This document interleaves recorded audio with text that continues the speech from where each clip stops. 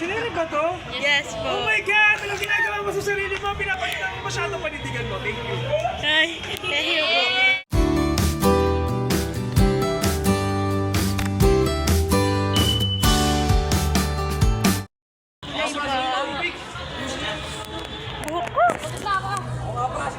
Ay, pwede na ata umuwi. Mama! Basura po ako.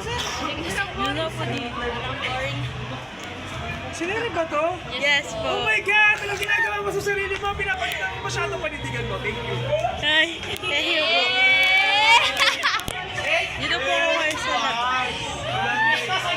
Ay! Si Shane! Ganda po. Ang ganda ba yan? Hoy! Bahala ka sa buhay mo. Sorry. iPhone! Sorry! Ganda po dito eh. Tatanaw po yung Skyruns. Ayan po yung Skyruns oh, sa tuktok po. Ayun. Skyruns po. Ito yung kita po dito. Ang ganda oh. Yung nagpuputo. Yung nag-video po.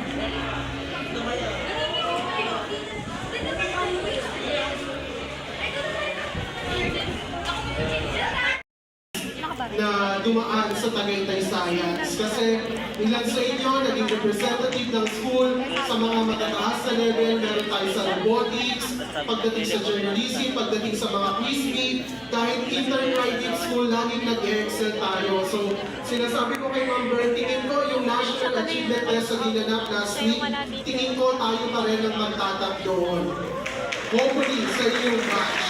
And with that, we are so grateful and very thankful na inayos niyo ang pagdating ng National Achievement Test because we will be seeing your individual scores. O kunyari, si ay, eto mga naging dahilan ng pagbagsak ng Tagaytay Science. So, we will Oo, baka mag-guide mo pa ako. naman hindi ba inayos yung exam? Alam niyo na. So, but I think right now, tingin ko, confident ako na magiging mataas ang results ng National Achievement Test. So, kung gaano kayo maganda ngayon, I hope 10 years from now, babalik kayo ng mas maganda, mas fresh, at saka mas pogi, at mas mabubuting tao. So, congratulations, Batch 2026. Thank you, Sir Orben.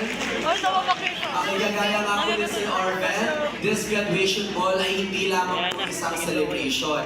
Ito po ay isang pamamaraan upang i-invite ang ating mga sarili na sa haba ng ating mga pinagdaanan, dapat binbin pa rin po natin ang mabuting pag-uugali. Dahil at the end of the day, after natin maging mga estudyante ng Tagsay, binbin natin at daladala natin ang dangal, husay at galing ng isang bansang sayanista. So once again, thank you so much, Sir Orben.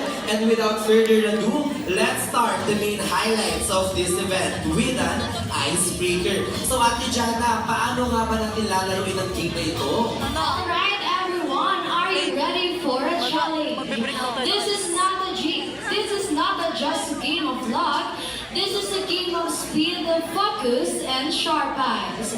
Welcome to Find the Symbols. Hidden around this area are 4 powerful symbols: spade, heart, diamond, and race. Your mission, syempre hahanapin nyo. Maaari nyo siyang hanapin sa kahit saang part ng ating event.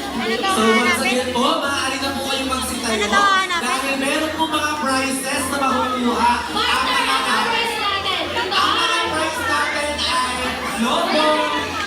Hindi. Okay, so ang mga prize natin ay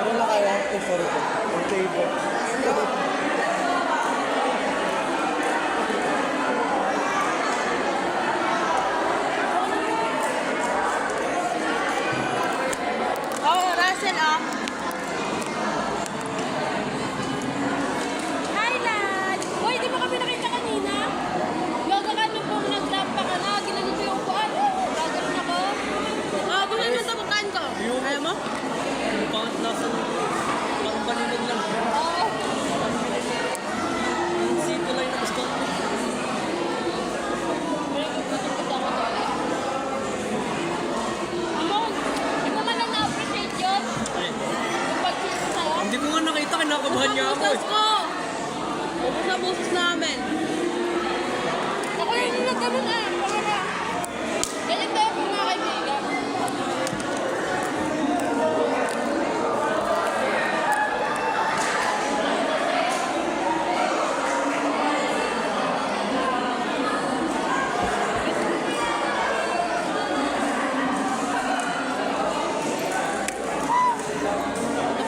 Bigas? Kasi wala mong ka-brain. Diba kasi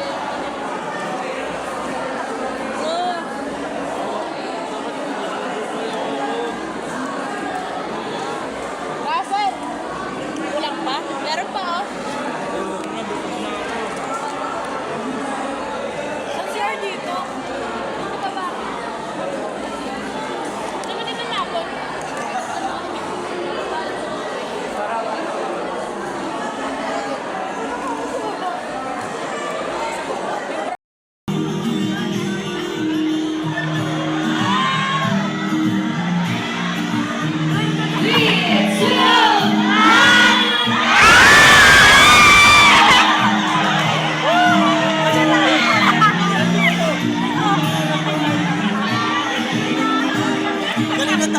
Kanina to.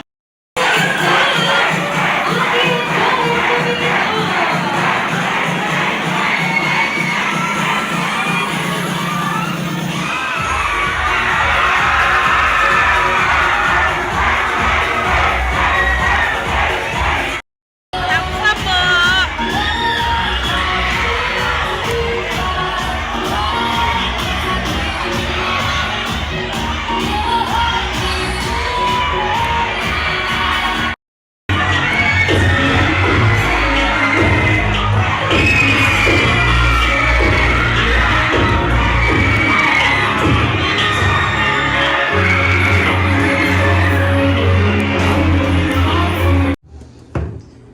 Ayan guys, dumating na yung ating estudyante galing sa graduation ball. Nawala na yung kulot mo. Ano nga pa po? Gutom na gutom siya guys, oh. Bakit gutom na gutom? Poor po kasi kami ng tanghalian. Tapos hindi ko po naubos yung kain ko po kasi bumili pa biscuit po doon kasi nagutom na nga po ako kasi nga po poor na po. Tapos pagkabalik ko po doon, bigayan na pala po ng kanin. Kain. Pero hindi ko po naubos. Saan ka nakabili ng kanin? May bili, ay kanin ng Biscuit. Biscuit. Meron po doon. may bilihan doon. Malapit lang po doon. Ano bang, Sa labas lang. ano bang mga ulam niyo doon? Daming ulam? Hindi na po, pitsong manok. Pero nakalagay na po sa baon. Ang dami po Ah. yung rice. Yung kulay. Gutom na gutom, oh. May tawag nun yung may broccoli. Beef broccoli? May Hindi beef? Po, hindi po, wala po. Puro gulay po. May sayote. Yung nagay Ah, po chop natin- suey? Opo, chop suey. Chop suey. Basta yun. Chop suey. Yun po yung ulam. Dalawa lang po. O, kumusta naman yung grad ball niyo? Okay naman po. Tapos, yun nga lang po. Sakit po sa paa.